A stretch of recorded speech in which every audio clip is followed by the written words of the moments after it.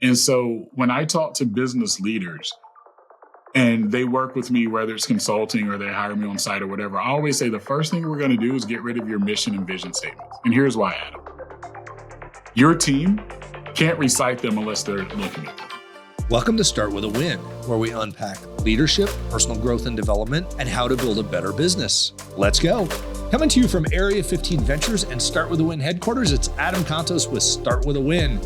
Are you feeling stuck? Like no matter how much effort you put in, you just can't seem to break through, whether that's financially in your job or in your life? Today's guest gives us a couple of tools to find breakthrough in these areas. On this episode of Start With a Win, we're joined by Mick Hunt, the host of a top 10 podcast on self-improvement, keynote speaker, and leadership coach. Mick inspires leaders across industries to push beyond their limits and build lasting legacies. If you're ready to finally find some breakthrough in your career, then this episode is for you. Mick, welcome to Start With a Win. It's great to see you today. Adam, thanks for having me, brother. Awesome. Hey, you do a lot of amazing work in leadership and personal development, in really growing people as a human being and as a leader. Take us back to the day you started doing this. What got you into the space and what motivates you to do this? The crazy thing, Adam, and everybody that knows me, my journey started when I was 10 years old, right? I made a promise to my mom to change the trajectory of our family dynamic. And when you say that, people always think of like the worst environment and all that. When you looked at my home, it was probably one of the nicest homes in the neighborhood, Adam, but inside it felt like prison, right? Like it was dark and cold. And if you ask me to reflect on my early childhood, all I see is like that darkness, right? Because that's what it seemed like for me. And I knew at 10, in order to change my mother's life, my sister's life, and then later my brother, I had to become something different. I had to break the curse of where we were. And for me, that meant becoming one of three things: athlete, an entertainer, right? Or a doctor/lawyer, because growing up, that's what I saw on TV. So success for me meant those things. But then I also found out a few years later that you can be a business owner and a business leader. And that's when the trajectory for leadership really started for me. I was always the kid that was the leader of the football team, the point guard on the basketball team, right?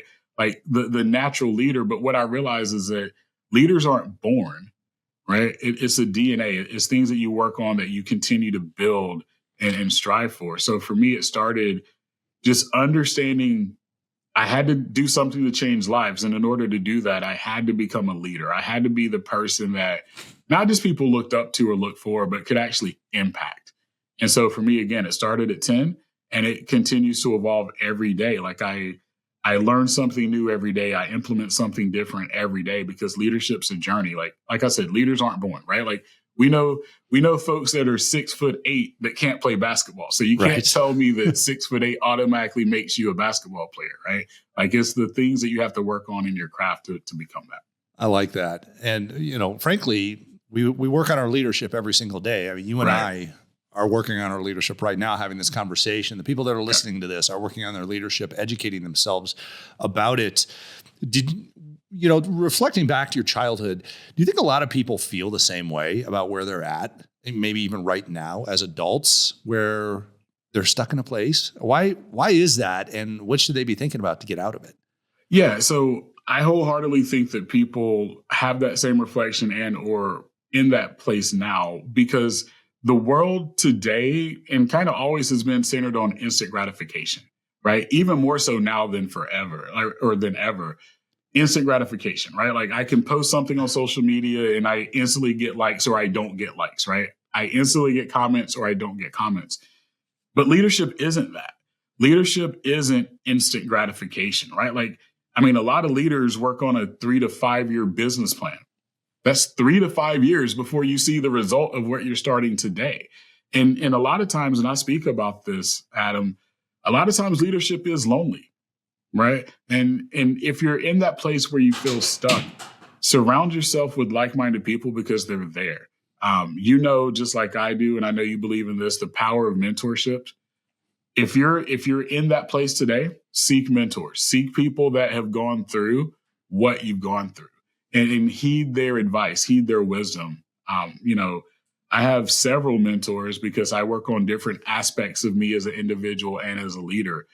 And it's because I don't want to stay stuck. If I've learned anything, the journey of leadership is always having mentors that have been where you've been that can teach you the shortcuts of where you're trying to go. I like that. It seems like we get stuck up in that instant gratification piece you were talking about. Yeah. And those mentors bring that sounding board. They've been there. They Right. know the patience. And Right. it almost seems like, you know, we're talking about becoming a professional athlete or something like that. Yeah. Because professional athletes aren't looking for the instant gratification. They're the ones who can tolerate the boredom of repetition and Correct. continuing to do it over and over again. When the lights are off in the gym and everybody else has gone home for the day, they're still there. How does that, you know, when you look at leadership and the lights have been turned off and it's quiet and we want to go do something else, turn on a YouTube show or scroll social media for that instant gratification, whatever it is.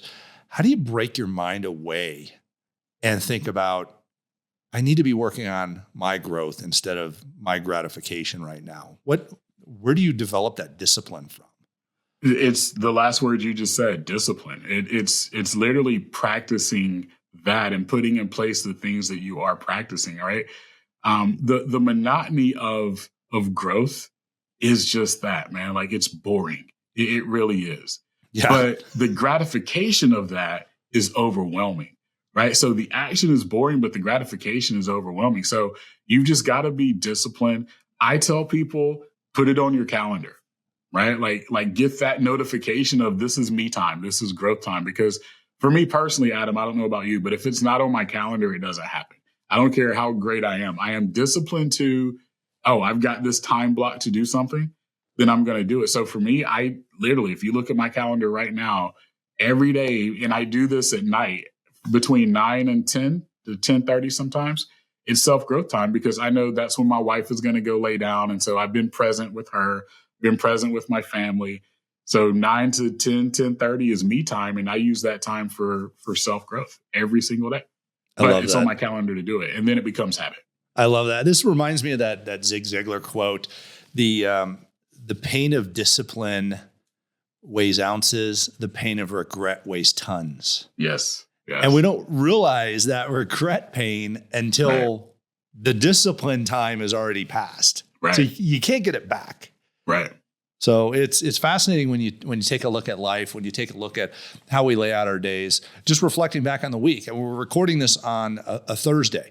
And when you look back on just Monday, Tuesday, Wednesday, what didn't you do? What did you miss? Did you miss your exercise? Did you miss your time with your family, your spirituality time, that leadership growth time? Because you don't get that back. Yep. So we have to invest in that to begin with. Yep. Mick, I want to change a little bit of a channel here and talk about a concept that you have called because. And you look at, we all talk about our why. And Simon Sinek has mastered that. That's kind of his thing is, start with why, know your why, all these other things. But you talk about because, which you said is I think a layer deeper than that. Yeah. Or explain that to us. What does because mean if to you're you? going to start with why, and I love Simon Sinek, and start with why is what got me to understand there is something deeper. When you start with why, and I could probably guess everyone's why, right? Like I get to know Adam, his why is probably his spouse, his children, his family, right? That's probably your why. Yep. But the question is, but why, right? Like what's that deeper purpose that you want to provide that legacy for your kids, or that you want to be the best husband or spouse that you can be, right? Like to me, that's your because. And for me, my because, it started, and it should always evolve and change as you evolve and change, right? But going back to the 10-year-old me, my because was a promise, the promise that I made my mom. And then as I got older, that promise became the promise that I made my kids, the promise that I made my sister, my brother. As a leader, it's the promise that I make to my company and the promise that I make to my employees. And so my because is always a promise that I'm willing to fulfill. And so when I talk to business leaders and they work with me, whether it's consulting or they hire me on site or whatever, I always say the first thing we're going to do is get rid of your mission and vision statements. And here's why, Adam. Your team can't recite them unless they're looking at them, right? Your company or your customers and your prospects have zero idea what your mission and vision statements are, nor do they care. But if you have a because statement, we do what we do because everyone matters. We do what we do because we want to be the voice in our community. We do what we do because that's impactful. That's something that your team understands. That's something that your customers can understand. But more importantly, it gives your company, it gives you as a leader, it gives you as an individual that purpose and that accountability because, and then fill in the blank. You don't need a marketing agency to give you a mission and vision statement. Trust me, Adam and I have seen them all. They all sound alike. We could probably guess what your mission and vision statements are right now, right? But That's your it. because is your because. And to me, that's the most powerful thing, because if you stay rooted to that because, whatever it is, for me, it's always a promise. I'm going to fulfill the promises that I say. I'm going to keep the promises that I say. That is more powerful than anything.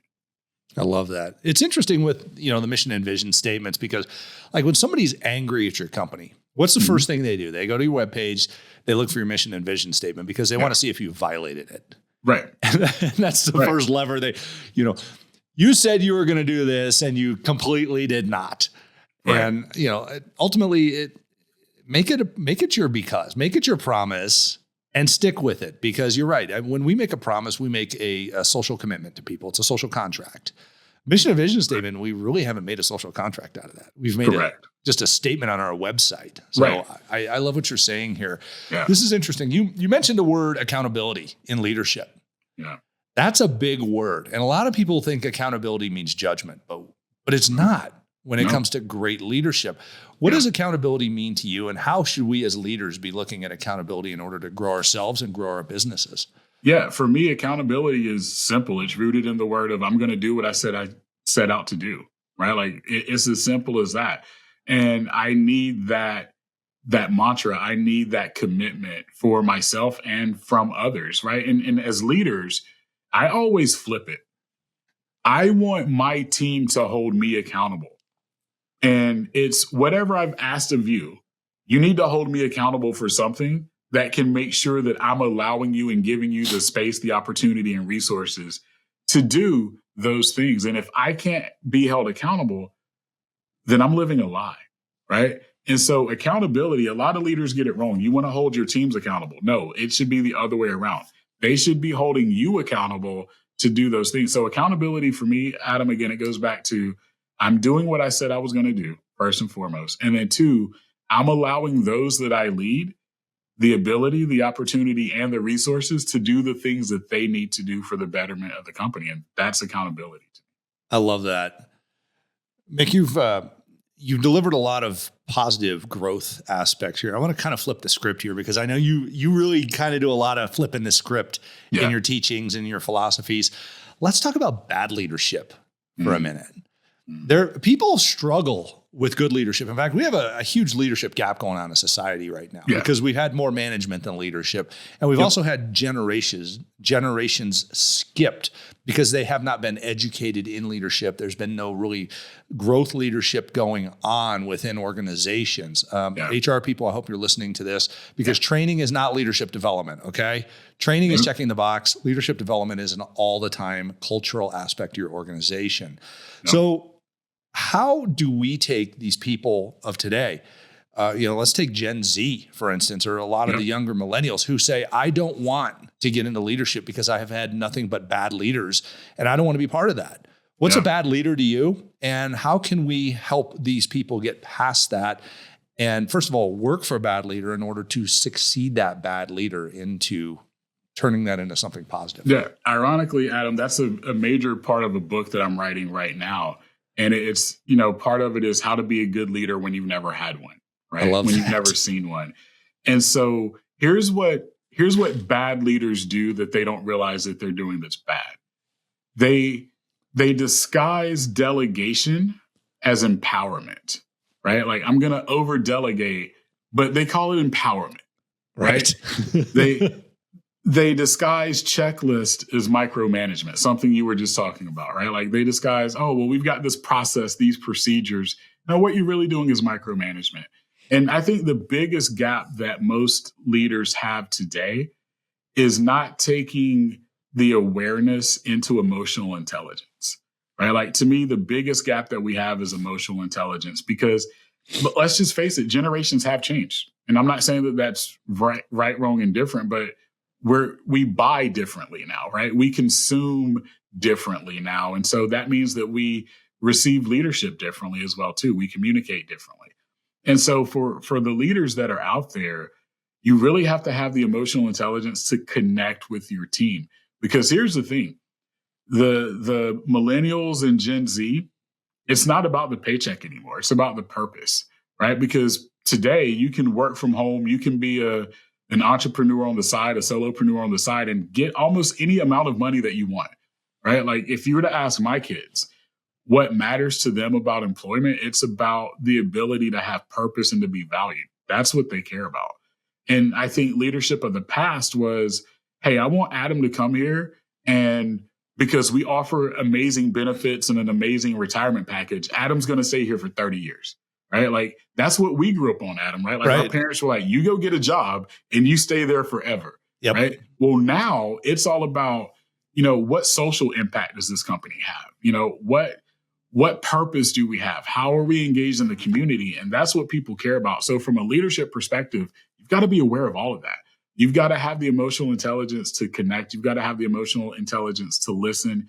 And more importantly, to care, right? I always tell people culture is a 4-letter word, care, C-A-R-E.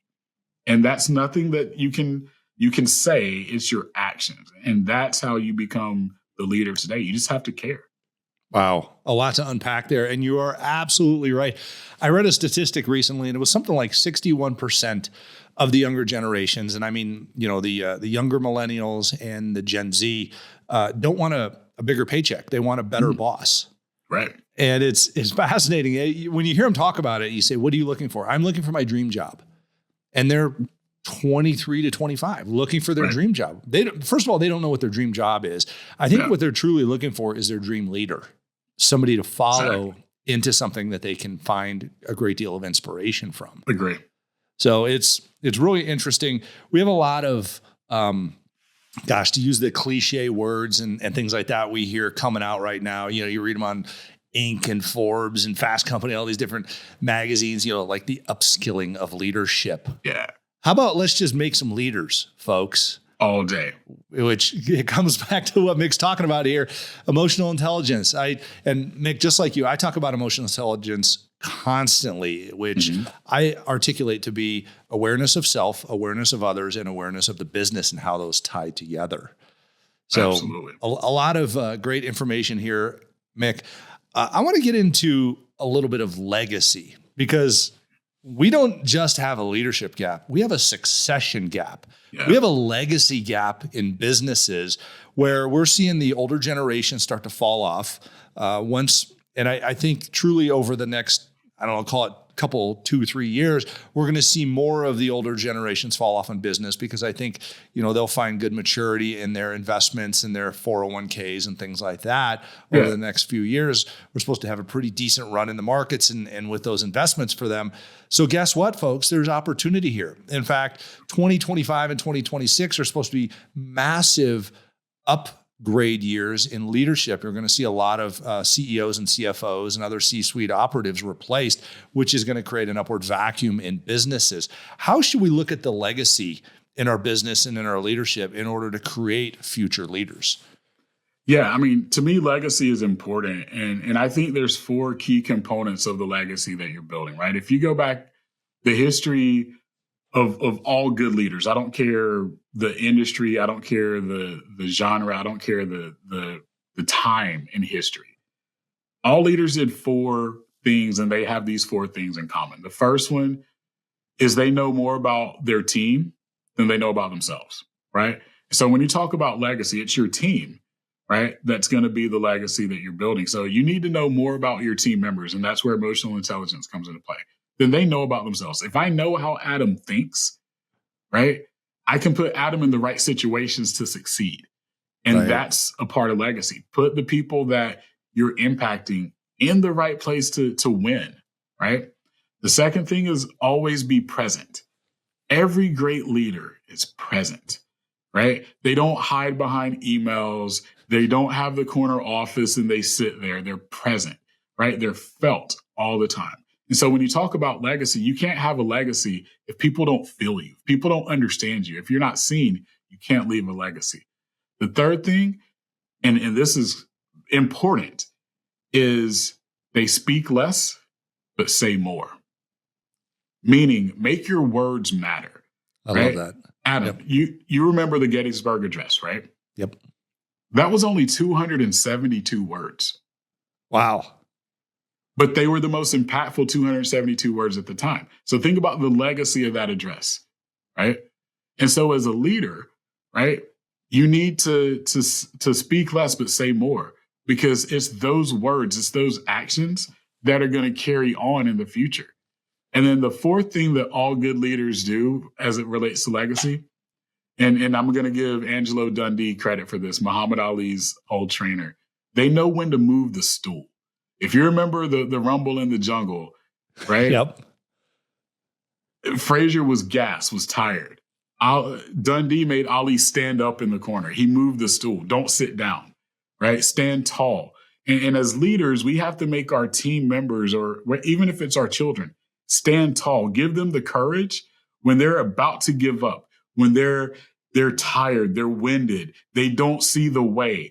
Make them stand up and stand tall and see that, because that's going to be the legacy, right? And so for Muhammad Ali, right, by standing tall, Joe Frazier was done. He didn't want to fight anymore because he was just as tired as Ali was. And when he saw Ali standing in the corner, not sitting down, he was already defeated. And so that has to be, when we talk about legacy, the ability to do those four things truly impact the legacy that you're going to have. Amazing. Dropping some wisdom bombs there, Mick. That's awesome. Mick, if our audience wants to find out more about you, and you've got a leading podcast that they should be listening to, I know your website is mickunplugged.com. Your name is Mick Hunt. Yep. And I love the Mick Unplugged piece. That is really cool. I know you really dive deep into leadership on a daily basis. Yeah. Where else can we find you online, and what should we be looking for from you? Yeah, I would say definitely on social media, LinkedIn, Mick Hunt. So first name, last name. Instagram, I do a lot of shorts and reels and some leadership stuff there. So I'm Mick Unplugged. On YouTube, we've got The Modern Leader, which is all my leadership stuff. And then Mick Unplugged is separate for the podcast. So that's where I'm at, man. But really, what I care most about is just impacting individuals. And these are things just like Adam does, right? Like, we give tips, tricks, wisdom, communities for free because our legacy is how we impact others. And so if there's anybody that needs me, like, reach out. I do communicate. I do engage. So it's not like you're just going to see this page. Like, it is literally me that is responding to DMs and messages and all that. So if you have questions, Mick Hunt or Mick Unplugged. Awesome. Everybody, I can't stress enough, take action on these things that you've heard today from Mick. Make sure you check out Mick online at all of his channels and be watching for that book that he is writing right now. It's going to be packed with some great leadership wisdom. Mick, I have a question I ask all the amazing guests on the show, and I know you have an incredible answer yourself, and that's, how do you start your day with a win? That's a great question, Adam. So I actually started the night before. The night before, I write down, what are the three things that I want to accomplish tomorrow? Some big, some small, right? But what are the three things that I have to accomplish? And then when I start the day, it's okay, these are the three things. Which one do I want to go get the first win on? And so for me, it's literally just writing them down and being so focused on getting that win. I'm against the big, hairy, blank goals, right? The BHAGs. Right. To have a winning mindset, the ING, to be winning, you have to first win.